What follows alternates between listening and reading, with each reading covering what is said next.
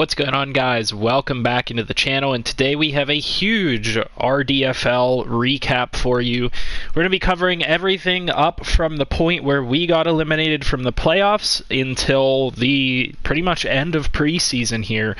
Everything that's happened with the team. We're going to try to recap a lot of the things that have happened around the league. I'm going to try to go quickly through these because it's a lot of stuff that has happened, and you know, I basically have quite a bit to get you guys caught up on in terms of movement around the league, in terms of players and all those different things. So let's go ahead and dive into it. So to start, we were eliminated from the playoffs last season, if you guys kept up with the series, by the Packers. And so division rivals, we won the division, but we didn't get a wild card game. We were tied for the best record in the NFC, but we lost the 1 seed due to tiebreakers, and so we had to play a wild card game against the Packers. We ended up losing that wild card game against the Packers, unfortunately, and getting eliminated from playoffs. And so our kind of dream run with Matthew Stafford before we move on from him was kind of foiled by the Packers. And so not really much of a surprise. Honestly, I would say more of a surprise that we took this team all the way to the playoffs and looked as strong as we did. But we were eliminated from the playoffs. And so, you know, recapping every single game from there on out, it inevitably ended up being a New York Giants versus Chargers Super Bowl. And the Chargers ended up coming out on top in what I think was a pretty close game. So the Chargers took the Super Bowl in year one of the RDFL, and then we were headed into the offseason. And so we needed to make some major changes here with the team, and there were a lot of other teams around the league looking to make some major changes. And so starting off, you know, we decided to part ways with a couple of players, and we decided to go ahead and trade some players away. And so one of the biggest things that happened, I would say, is that we parted ways with some of our veteran players, and that would be the likes of, for example, Duron Harmon. We kind of parted ways with a couple of other players that were important to the team, and we have a very different look going in here. Now, I need to find the exact trades that we did during the offseason, but we also made a couple of trades to bolster the roster. So the first trade that we made, and you guys will see this on the roster here, we ended up sending a 3rd round pick and a 4th round pick for quarterback Sam Darnold. Now, Sam Darnold was being shopped around by the Jets. I feel that this is a good option as a player that is still young enough and has a lot of upside that, you know, if that team were willing to sell, we could certainly go ahead and acquire him. We might have gotten him for a little bit cheap, to be quite honest with you, in comparison to what they would get for him in real life. But in terms of the league, that team was looking to move on from Sam Darnold, and so for a player that, you know, isn't necessarily wanted by their team anymore, we got a pretty reasonable price for that with a 3rd and 4th round pick. Moving on from that, we knew bringing in Sam Darnold that we would have to essentially move on from Matt Stafford. We could keep him around and, you know, we could have him mentor Sam Darnold, but that would kind of, you know, in Madden terms, hamper his ability to develop. And so we shopped and shopped and shopped through the offseason and tried to find a home for him. And it wasn't until just before the draft that we were able to actually come up with a guaranteed deal for him, because we were looking to move up from our 23rd pick in the draft to move up higher in the draft. And so we ended up flipping Matthew Stafford, Danny Shelton, our 23rd pick, in order to move up to the 10th overall pick, and we sent a whole bunch of other compensation in return for that as well. And then we did as well bring back safety Andrew Wingard to help out in our secondary because of the departure of Duron Harmon. So we were able to move up to the 10th overall pick. Now, this is where things get very, very interesting. I'm not going to go through every single draft pick, but there was a messed up pick with the number 1 overall pick. So the 49ers ended up trading into the number 1 overall pick because they were quarterback needy. They moved on from Jimmy G, and they were looking to trade Trevor Lawrence. They were looking to take Trevor Lawrence. They had given up an absolute haul to get up to the 1st overall pick, and so they did so in order to take Lawrence, and they they messed up their draft board. They weren't around for the draft, and so they got like a linebacker or something that wasn't even that good out of the draft. And so, now their situation's a little bit weird. We can talk about it more later, but we had to fix what was going on with their team, because this is the guy that they ended up taking, who honestly isn't that good in comparison to who they could have gotten. And so some things got messed up. And so what ended up happening was the quarterbacks ended up getting moved back a pick, and that allowed more high-end players to fall back to us. So the Panthers ended up with Trevor Lawrence with the number 1 pick, the Bears with what the heck's his name? Let me go ahead and scroll over to them. Justin Fields. The Jaguars managed to go ahead and grab Trey Lance, and so everything above us, above the number 10 pick, was shaken up, and there were some trades that people were shuffling around draft order and whatnot. And so we were very fortunate with the 10th overall pick to be able to select cornerback, which we that we need defensive help if you've watched the series. Patrick Surtain II out of Alabama, so a fantastic player to pair with Jeff Okudah on the outside, and that was our first round draft pick. Now, outside of that, there wasn't too much else to speak of in terms of our team, in terms of, trading within the draft. So I just want to highlight the fact that we utilized our 2nd round pick to draft Josh Myers, this center here. We used our 3rd pick to select right tackle Daniel Falele. And then we had a couple of other backup players, here and there added to the squad, but nothing super major. That is kind of the recap of what happened with that. And so let's go ahead and scroll through our roster real quick and take a look at where we stand with the roster. We maintained Cole McDonald from last season because we are not 100% sold on Sam Darnold as the quarterback. I wanted to have a legitimate quarterback battle through the preseason, and you guys will be really intrigued to see the stats and the outcome of this quarterback battle once we get to it in a moment. And then as an undrafted free agent, we picked up Kenny Pickett. Luckily enough for us, he has a hidden development. I don't think he is going to end up starting for us this year, but he has been competing pretty well in this quarterback battle in the time that he has gotten. So we have 3 legit quarterback options right now that have all played really well through preseason. At halfback, we have DeAndre Swift. Kerryon Johnson has gotten injured during the preseason, so we ended up picking up JaMycal Hasty out of free agency to be a legit backup for him. And then we have Bo Scarborough and Bronson Rechsteiner playing halfback, just as some value depth at halfback. Bronson Rechsteiner is playing fullback to start, but he can back up at halfback. At wide receiver, we pretty much have the same squad here between Golladay, Mike Williams, who we traded for last season, Jamal Agnew, Quintez Cephas, and we picked up Vincent Smith as a depth player really fast, and I think we're going to utilize him as a return man to take some of those responsibilities off of Agnew. And this pickup ended up actually being huge for us because once Mike Williams went down in the preseason, it made it all the more important that Jamal Agnew had some of those punt return and kick return duties taken away from him. With that being said, we move on to the tight end position. TJ Hawkinson, Hunter Henry, who we traded for last year, and then Jesse James. Nothing new there.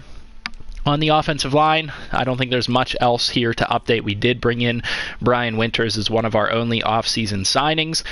Just a veteran offensive lineman that can plug and play pretty much anywhere, has pretty solid run blocking and pass blocking stats, so we can utilize him wherever we need to utilize him.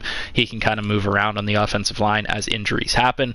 At right guard, Logan Stenberg has been upgraded slightly to a 70 overall, so he's doing a nice job with his progression, and then nothing else across the offensive line to update you guys on. In terms of left end, we're sitting with Trey Flowers at left end. We are committing to more of a 3-4 defense this season. Romeo Okwara is at right end, and we picked up Adam Gotsis in preseason as a depth defensive line pickup. And then this is where our most recent acquisition comes into play. So the Philadelphia Eagles have been in a terrible cap situation overall within the league, and so they've been looking to move veteran players. They haven't been been able to get some of their top players moved because of how old they are and how big their contracts are. And so we went out and we offered a kind of mild return for Fletcher Cox. We were able to get Fletcher Cox back for a second-round pick, which ended up being a little bit higher than I wanted to pay for him, but I think that this is going to help bolster our defensive line, especially with Romeo Okwara potentially on his way out. He's 26 years old, star, 80 overall. He's probably going to want more money than I'm willing to pay him. He hasn't been all that productive, and he's really kind of getting up there in age, so we are probably going to be moving on from Okwara. And at this right end spot, I think, is where Deshaun Hand is going to play in the 3-4, because he really fits that role more of a 3-4 defensive end. If you look at Okwara, he's more of a 4-3 D end at 263, 6'4", whereas Deshaun Hand really fits that bill as a 3-4 D end. And so Fletcher Cox is going to be that interior defensive lineman that's going to also be a fantastic pass rusher for us. So this was a huge pickup for us. Yes, we did trade away a pick for it, but I think that this actually allows us to bump Deshaun Hand out and kind of play more true to the 3-4 that I want us to play. Miles Brown backing up there. And then we get to the linebacker position where things are interesting. We added a couple of players through free agency in the offseason for the linebacker position because, like I said, we didn't really have the personnel to play the true 3-4 style of defense that this team is capable of playing. And then outside of that, we were already thin at linebacker. We really did not have much linebacker last year at all. I mean, we were starting like 60-something overall players. And so what we did outside of keeping Jamie Collins, who I debated moving on from, like a Duron Harmon, we still could save a little bit of cap space moving on from him. I don't know. It's kind of up in the air what I want to do with him. But we brought in Shaquem Griffin, who's a little bit more of a finesse rusher on the edge there that can help with his speed, his athleticism, to be more of a true pass rusher on the edge and generate more pressure. We brought in Brenton Cox as a late round draft pick. And so that is a good depth outside linebacker that can hopefully develop for us. Jelani Tavai sticks around, and we also brought in Samson Ebukam. So these guys we both brought in on one-year deals, Ebukam and Griffin, to hopefully produce some amount of pass rush on the outside. They are prove-it deals. Whether they play well or not is going to determine whether they stick around here with another contract, and so that's where we're at with the outside linebackers in the pass rush. Gerard Davis is still out here. Voshawn Joseph is still out here, but then we also brought in Ben Burr-Kirvin as just a cheap signing, somebody that can also play kind of around at multiple different positions and is relatively athletic. And then we utilized a late round draft pick to pick up Gabe White to just get another athletic linebacker in here that can help us out in various different ways. So that's where we stand. We are still a little bit weak, I would say, at the middle linebacker position, especially for a 3-4 defense, but I think that all three of these players have quite a bit of potential, especially with their athleticism. Moving on to the next position, we'll look at defensive back, cornerback specifically. We already addressed that we drafted Patrick Surtain, and so the top two cornerbacks this year are looking like they're going to be Okudah and Surtain. At the slot position, we have a battle between Awurie and Haley. I think Haley is going to come out as the champion here in the slot, and then probably what's going to happen is we will play Amani all over the place as a filler corner, as well as bumping into the safety spots as necessary to help out in zone coverage and things like that. And he is in a contract year, I believe, so potentially looking to get a second contract, earn a second contract, or get traded to a new team to have a new fresh outlook. And then beyond that, we have Luke Barku down here, and we drafted Elijah Griffin as just an athlete that can hopefully develop into a nice depth corner over time. At free safety, we're going to be playing Tracy Walker this season because of the addition of Andrew Wingard. He's more of a strong safety type of player, so he fits into that role, and Tracy Walker is going to be playing at that free safety role, which I think is going to benefit us a little bit. Now, the thing that is yet to be determined here, because I've seen him get burnt a couple times, is his athleticism of 83 agility and 78 change of direction going to be too much for him to handle that free safety role? That is yet to be determined. That is something we are absolutely looking into. He is also, I believe, in a contract year or approaching a contract year, and so we might see him bounce around between strong safety and free safety, and that position is a bit up up in the air. We have Will Lutz, who we picked up off of the Saints last season whenever they were trying to fix their cap situation, and then we have Jack Fox at punter. So not much more else to address in terms of the roster, and now I want to go through and kind of address some of the bigger trades that have happened through the offseason throughout the rest of the league. And so one of the biggest trades that I like to look to is that the Browns did decide to move on from OBJ, and so they sent OBJ to the Washington football team for a lot of future draft picks. Washington deciding to go with more of a bring in the talent around their players type of look, because they don't really have a solid quarterback option.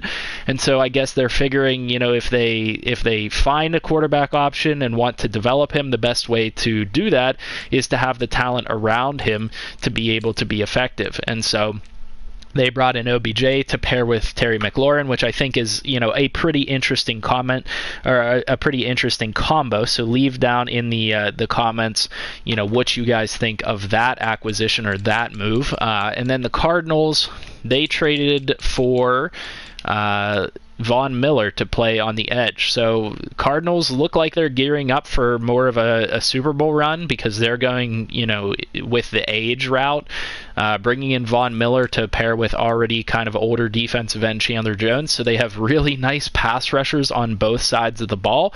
The Broncos looking more at the youth on their team, looking more towards the future. And so that was another huge trade that happened there. Let me go ahead and scroll through, see if there aren't any more. Devontae Parker actually got traded to the Raiders. The Raiders have been looking for a top wide receiver for a while. So I think that one is a bit of an interesting trade. They've been pretty active and haven't really been able to execute on obtaining the players that they would like to obtain, but Devontae Parker is a really nice pickup, I think, for this team, and helps take some of the weight off of the shoulders of Ruggs III, who, is like the receiving option for this team. So that's a big pickup there. And then they are also having a quarterback change where they let Derek Carr go. Derek Carr is kind of floating around in free agency right now. A couple of guys trying to determine what they want to do in terms of having him as their starting quarterback. And the Raiders are going with Marcus Mariota. So that one is a pretty interesting pickup, I think, as well. And then moving on from there, the Bengals were able to acquire Joe Thuney, the left guard of the Patriots. And then Carson Wentz, I believe, was also traded. Carson Wentz traded over to the Rams, and the Rams released Goff. So this is an interesting situation as well, looking to go more with, Carson Wentz, who has failed his tests in Philadelphia, and coming over here. I think he has some potential with this offense. They have quite a few good players around him, and superstars like Robert Woods and Cooper Kupp being very good, as well as a couple of good tight ends, and a pretty solid offensive line, I think. It looks like they might have gotten a little bit more thin at offensive line, but they have Aaron Donald. They're always going to be a team that's in talks, and so that's an interesting one there. And beyond that, I don't think that there's too much else to rant or rave about here in the offseason. One move that I liked elsewhere that I thought was maybe a little bit unrealistic, but kind of makes sense for the Patriots, and with it being the Patriots, it kind of makes sense that if anybody could pull off a move like this, it would be the Patriots. So they brought in Courtland Sutton at wide receiver. Like I said, I don't think it made a whole lot of sense for the Broncos to move on from Courtland Sutton, but if I could see him going to any team or any team pulling off the trade, it would be the Patriots. And so the Patriots brought in some receivers in order to kind of address some of their team needs, which, obviously as receiver, they're pretty weak there. And they're building around Phillip Rivers right now. They let Cam Newton walk in free agency. I believe Cam Newton is currently backing up Russell Wilson in Seattle, which I think is a pretty good move, but I'm a little bit surprised that the Patriots decided to make this type of a move for Courtland Sutton, and then their best option was to go with Phillip Rivers at quarterback. I would have probably gone more the route of trying to acquire Derek Carr or Mariota that was being shopped around, or maybe even Jared Goff. But that's their prerogative, and they decided to go the veteran route. Hopefully, I think they're hoping to get a quarterback this year in the draft. We'll see what happens with that, but that's mainly what has happened in terms of the league and the major moves that have happened. I'm sure that there will be more. We are pretty strict on trades. Like I said, we're trying to be as realistic of a league as possible. I think that maybe some of those trades It could go either way, but I'm not the only one voting on that. Remember that there's like 7 guys voting on the trade, so it can go either way. It can get a little bit crazy at times. So that's how everything has gone. And then I want to catch you guys up on the preseason stats for the quarterback battle right now. That's kind of the only other thing that I really want to catch you guys up on this season. We have had some users shifted around and stuff like that, so I would definitely expect the Bears to be more competitive this year, because we did beat them in our last game, but they put up quite a fight. Let's go ahead and take a look at those stats now, so you guys can get a good picture of what's going on here with this quarterback battle and see why I'm actually having a somewhat hard time deciding who to play at quarterback. And so Sam Darnold came in his first game and played really well, and every time that he has been in since, he has played really well. 13 for 17 for 5 touchdowns. So personally speaking, I would say he has been the most effective quarterback with his opportunities, getting 5 touchdowns on only 17 throws. But he's had a lot of time with the starters.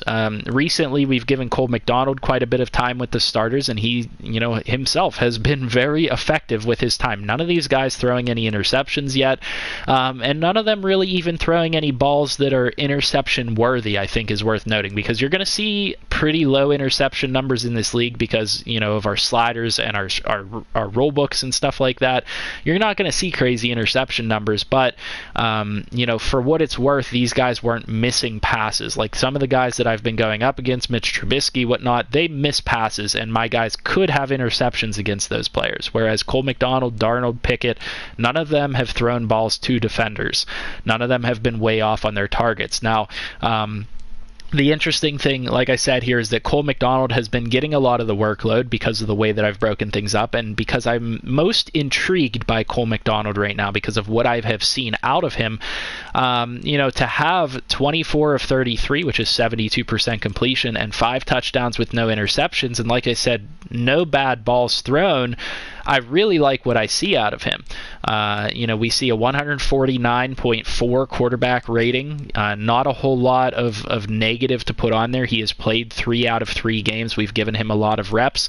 Then, we can talk about Darnold, who I think has been really effective with his opportunities, throwing 76% completion, one of which was a 75-yard touchdown. So that kind of adds to the mystique of things going on here a little bit. And then the third quarterback is Kenny Pickett, who does have that star development, which is oh so valuable in a Madden league. So, 63% completion, not quite as good, but he has been playing mainly with like the backup players, and so you can expect a little bit lower of a completion percentage. His arm has not looked as good as Darnold and McDonald. So Kenny Pickett, I will say, has had a couple of balls that have been a little bit inaccurate, has thrown a couple of, maybe, I don't want to call them duck passes, but passes that haven't been as pinpoint as I would like them to be. And so I have pretty much decided at this point that Kenny Pickett will be sticking around, but he will be a backup quarterback, and we got to give him a little bit of time to hopefully develop before I want to thrust him into any type of starting role. And then one other factor to add to this, other than the fact that, Darnold by far has the best, I don't even want to say by far, it's really not by far, he has the best passer rating at 157.4. He has made a couple of throws that have kind of, had me stop and like do a double take. Like, did he really just make that throw? There was one throw in the last game against the Bears where he dropped in a pass that was 30 yards downfield, just over top of a defender's hands that was going up to intercept the ball. Like, he put it in the perfect spot that only the receiver could have got the ball. And so from that aspect, I think right now Sam Darnold is winning the quarterback battle. And I know that you guys haven't gotten to see that gameplay, but you guys let me know in the comment section what you guys think. Who is winning this quarterback battle? Who would you guys go with? Cole McDonald has better legs. He's got like 87 speed. Sam Darnold is equally as effective on the ground. It's not like he's slow by any means. He's got 82 speed, 85 excel, and I think he has a much better arm. But Cole McDonald, comparatively is really not that bad. He's got a similar throw power, just not as accurate of a player, and he is more athletic, so he does add that aspect on the ground. I could go with a multiple quarterback look. I could get them in different formations and stuff like that. Let me know in the comment section what you guys think about that as well. I want to hear your guys' outlook on, what do you think about the Super Bowl matchup? If you haven't watched that, I'll try to get you guys a link for it so you guys can go watch that Super Bowl game. Outside of that, what do you guys think about, the team that won the Super Bowl? What do you guys think about some of those big moves that I listed? What do you guys think about the state of this team right now and the outlook for us going forward? I'd love to hear your feedback. I hope that you guys continue to support this series and you guys will continue to watch as we go to take on the rest of the RDFL here in Season 2. And with that being said, I hope that you guys leave your feedback on the video. Leave a like, comment, subscribe, all that good stuff. I'll see you guys in the next one. I hope you guys have a good night.